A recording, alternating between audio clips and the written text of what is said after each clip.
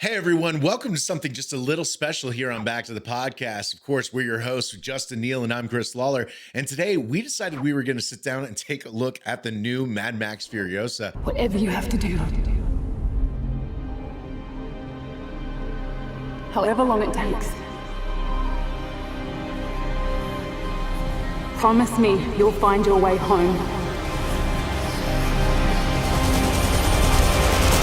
Furiosa. We have never seen a movie when it came out at the same time. So this was a rare opportunity for us to actually sit down and I guess give a little bit of a review, a critique, if you will.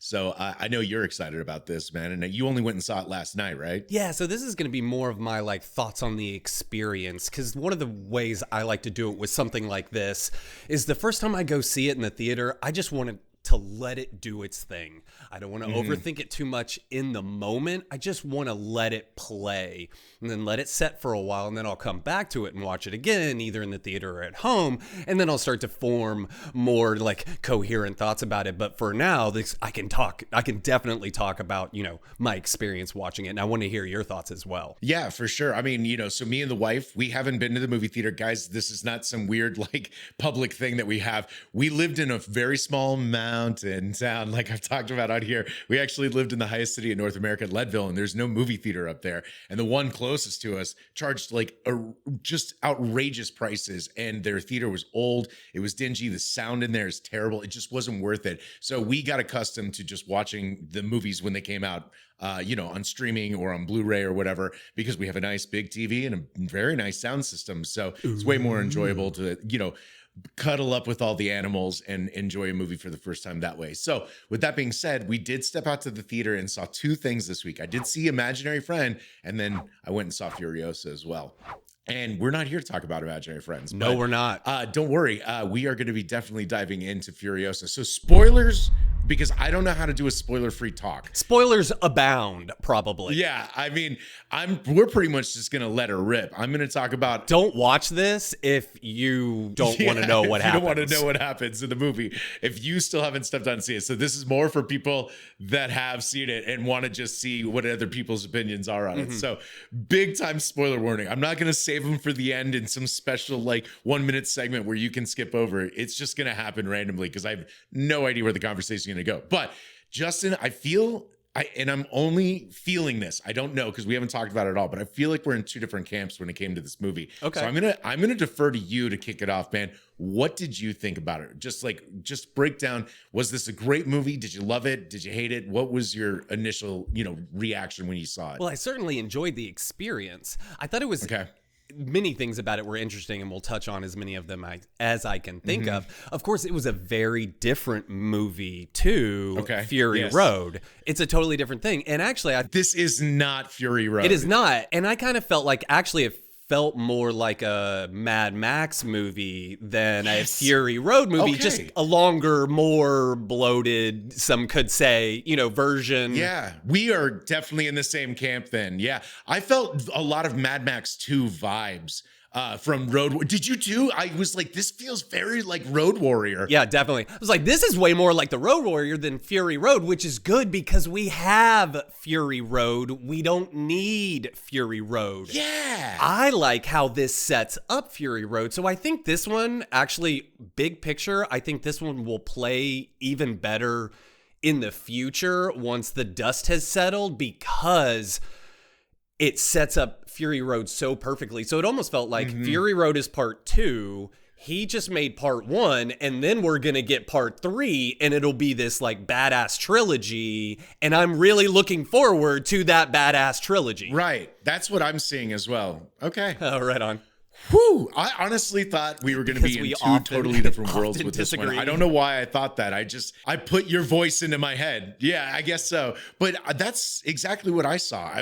So that's definitely the good, there was something different. So I think the trailers just kind of lead up false expectations. Well, we know how I feel about that. Yeah, I know you do. But I saw a teaser and did not look at a single other piece of information about it that I could possibly avoid. So when I went and saw it, I was just letting it all play out. And that's the way I like to watch things. Right on. Now. Okay, so then let's stick with the good then. What really stuck out in this one for you then? That was just like, they nailed this. Was it the acting? Was it the action? What was it? Actually, I want to turn around and ask you that. Oh, okay. What do you think? I mean, for me, it was Chris Hemsworth as Dementus. I think he really brought his A game. We're used to seeing him in heroic roles, so him being the very demented villain in this one, they really go dark in this film with, you know, the wasteland and the life that you can see living in the wasteland. So he tortures her mother in front of her, like at the very beginning, and like makes her watch it. So,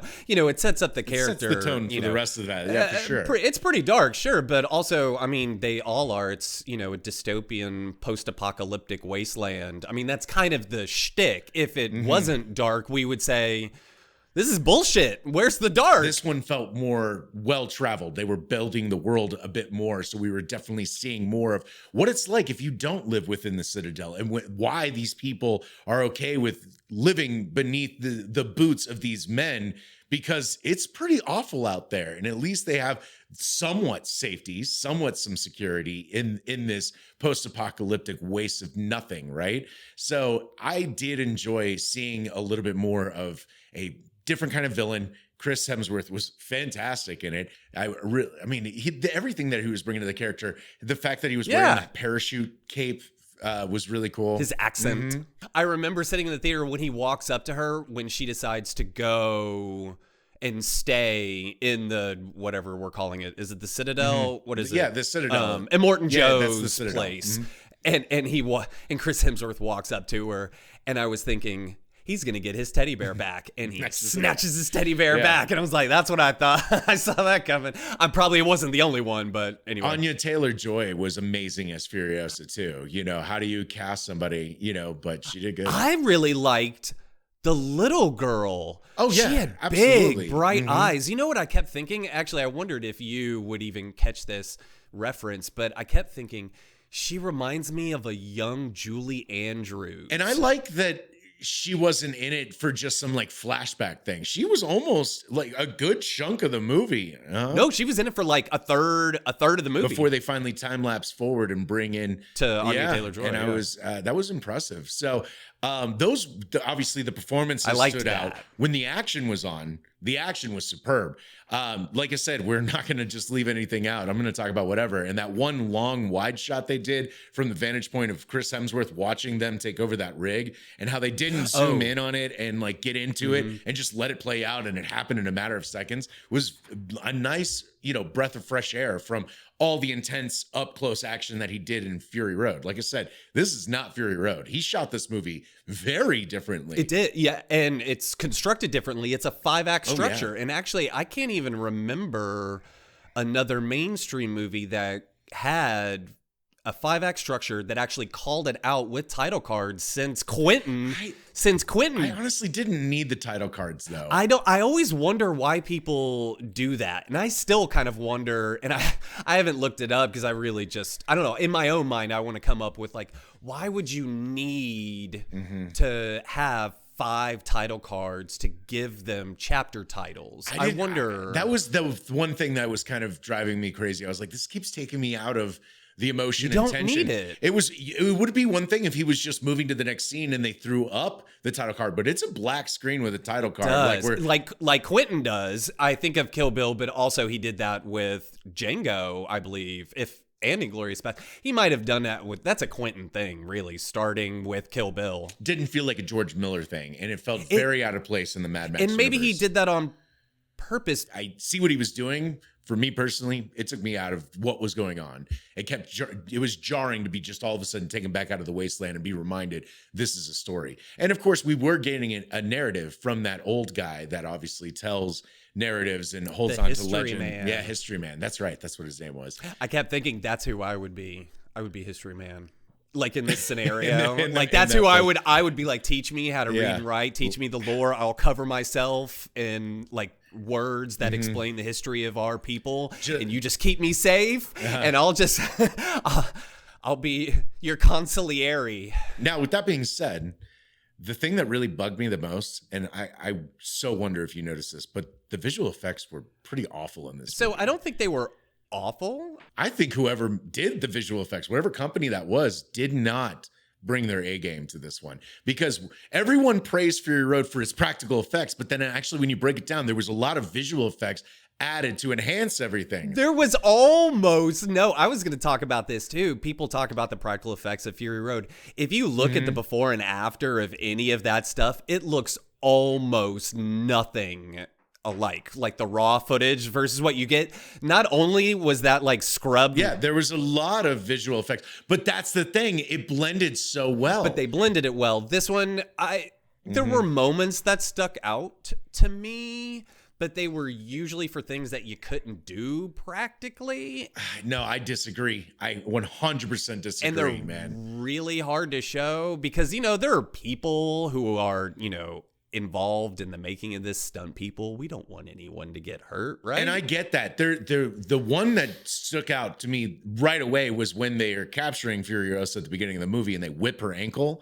And I'm like, okay, so you have to do that CG because you don't want to actually whip some kid's ankle. And how do you hide the wire and do this, that way? But there were moments where it was just people standing up and I'm like, that background is so fake. Or they were walking through dust storms because there's a lot of dust storms in this one. And I was like, they're not getting the layers correct in this. Then there was this one shot really in particular where it was like a big wide what do I want to say? Drone shot. I don't know what aerial. I wanted to say hovercraft, but yeah, drone shot, aerial shot of a dune buggy going up a dune. And I was like, that dune is fake as hell. And then the next shot is it's coming down the other side. And I'm like, now that's practical. Why? Why are we doing this? And then, like I said, so many times people would stand up into a shot and I'm like, you can tell the lighting's not matching and the background is fake. And it just was really jarring because it was so seamless in Fury Road. It made me wonder what was going on. Every frame, every pixel of Fury Road is scrubbed and like perfect. And this one, there are probably reasons why time, money, all of those things. I'm not saying that, I'm not defending, I'm just saying it's unfortunate, but it's also reality. So when you say, why is it like that? Well, if you talk to the effects supervisor, he will sit here and be like, oh yeah, I would love for it to have been perfect. And I will tell you why it's not perfect because of this, and this, which I had absolutely zero control over. That's what I want to hear. I would love to hear this story, but I don't know. I didn't think about it that much. But I try not to think about those things. But when your eyes see it, when your eyes see how water drops in a bucket, how something falls because you understand gravity, we see all of these real things. I see how light reflects off of skin, right? So when you see something that's just not right, it just immediately stands out. And for me, I was surprised how much did, because there's nothing that stands out in Fury Road. And I know how much I've seen behind the scenes and what they've done. It feels more like a comic, as you've mentioned, than Fury Road. Fury Road doesn't seem like a comic. It seems like an actual, like, more realistic action movie. Sure. But there were some moments where it was like, why? What was the decision making in this? Well, and things like that, I kind of want to like give it some time and revisit it and see. Yeah, I can't wait to rewatch it. Yeah. You know what I mean? This is some of those things that you're talking about. I hear you. And I don't think you're necessarily wrong about any, specific thing, but I kind of want to give it some time to let it settle and come back and revisit it. But one of the things that you did mention was the opening in the whip when they grab from the wall and pull her off. That whole opening, I noticed, and I wasn't sure if it was if he shot at a higher frame rate or whatever, but as an editor, I noticed something looked a little too perfect and pristine because we don't have the movie in front of us because I watched it last night. It's hard to specifically point it out, you know what I mean? But it just seemed, it was like, wait a second, did they do? Oh, I guess what I was thinking at times, I couldn't tell if he shot it in the way they shot The Mandalorian. You know what I'm talking about? That is closer to the technique that I feel like it was. Like, that's what I noticed. I was like, wait a second, how are they doing this? And I feel like it was one of those. It looked interesting. It looked kind of bizarre, almost fairy tale-ish at first. I think it was also kind of supposed to. Then we get the story, and I like how it at least just started. It does just start. She gets taken. Mom goes. Mom's a badass, obviously. I was having fun watching Mom be a badass. Whoever that actress was definitely nailing it. And, and then she doesn't make it the third day, which is what we were all expecting after her comments in Fury Road about how many days she'd been missing. So, yeah, with that being said, though, I am still a little jarred about them. So they find the little girl. They're at the Citadel, right?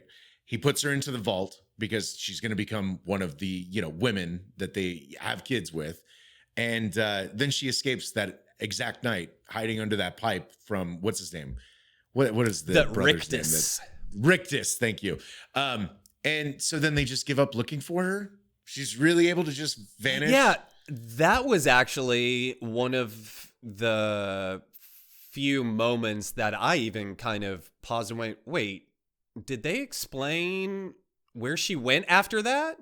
Because she ended up getting a job there because she's working there, but I wonder if that's a deleted scene that because it was 2.5 hours long and they're like, look, the audience is going to buy it. She got away but she didn't have any place to go. So obviously she had to stay there. She wasn't caught. She just kind of gets out and we just don't have that scene because it was already too long. With the way that he protects his women though in Fury Road, you'd think this would have been a big deal. This little girl escaping. And I just feel like they would have been like, no, we're inspecting everyone. No, they don't know. She didn't know she was a girl at that point. Yeah, they did. They put her into the vault with the other wives. Oh. And then she shaves her head off, makes that wig, and then gets away from what's his face? Because he takes her out of the vault. Thank you for remembering his name. What's his name? Rictus. And like Scrotus is the... Did you notice... That he's the same actor? No. Is it? Yeah, he's the same actor that played Slit in Fury Road. Oh, yes. You did notice that. Was it? Yes, 100%. I've checked this like 5 times because it was bothering me the whole time we were watching it. And just so you understand, Scrotus is the main villain from the Mad Max video game who does take over Gastown. So it's almost like the origin story leading into the video game as made well. Him look like Niki Lauda. Did you see Chris Hemsworth's movie Rush? I have not seen that one, unfortunately. About Formula One. Anyway, it's on the list. Was an Austrian driver who at the Nürburgring got to a crash and it burned him. And he survived, but for the rest of his life, I mean, he lived until like 10 years ago, 10 years ago. But his face, I was like, oh my God, they made him look like Niki Lauda.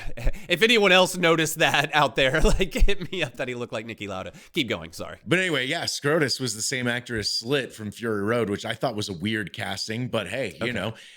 Toe Cutter from the first Mad Max is Immortan Joe in Fury Road. So it's not like he's never reused people before.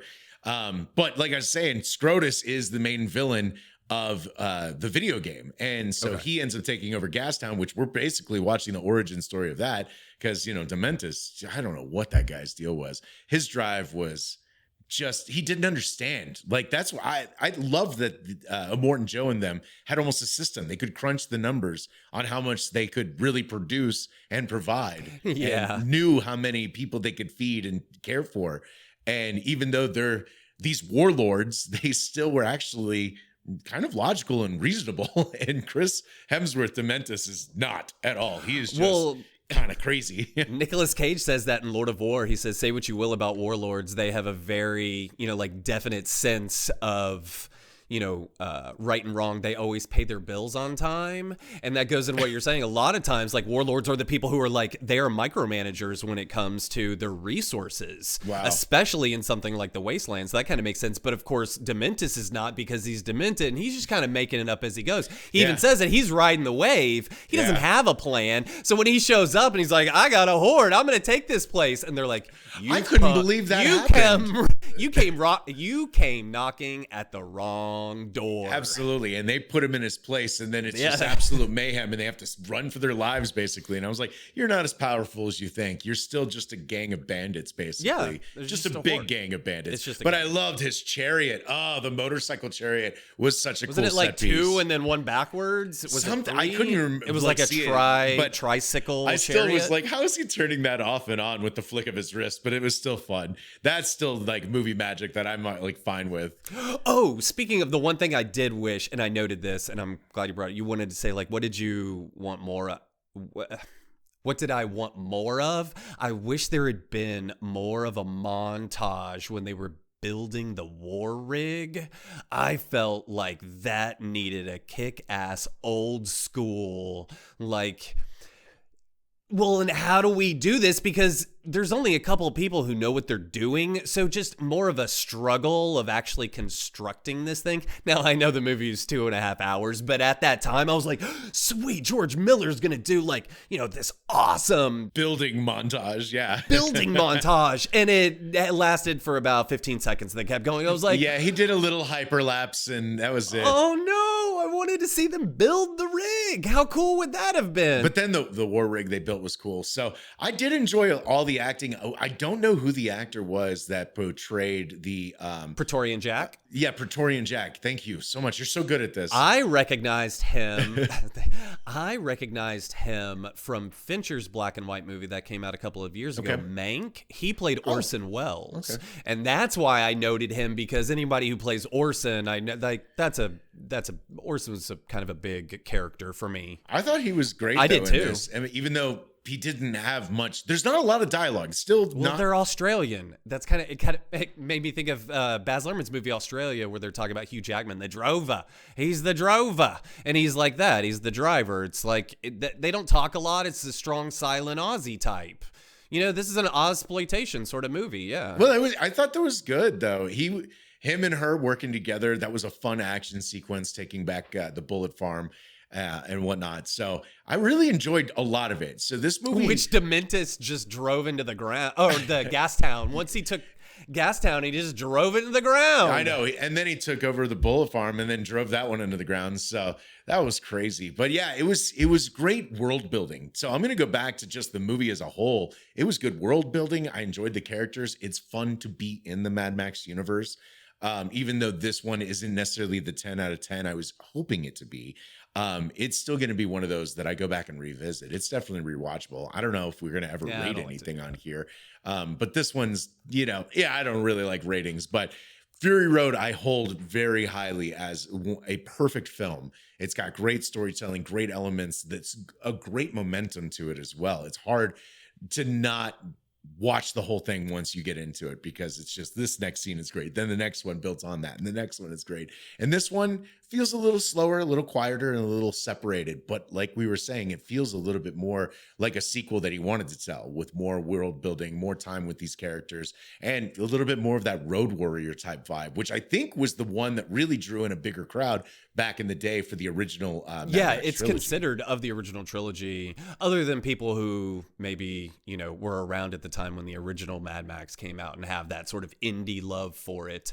But otherwise, the Road Warrior is, from my understanding, pretty much considered the gem of those three. It's definitely my favorite, and this one felt more like that, so I'm cool with that. And also too, it's not, like we said, it's not Fury Road. It's not trying to be Fury Road, but I think it makes Fury Road better.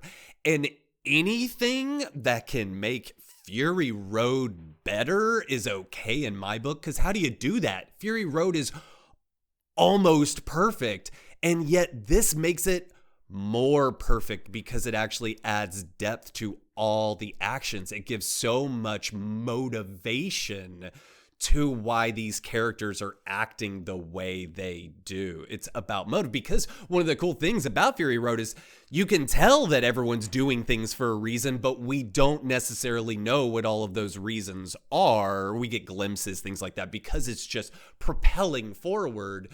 And now we kind of know more about why that is. And I don't think it detracts from that in any way. It makes it better. I had a good time with it. I mean, we still left the theater a little discouraged because I think we were expecting another perfect movie. So expectations. And what did you just say?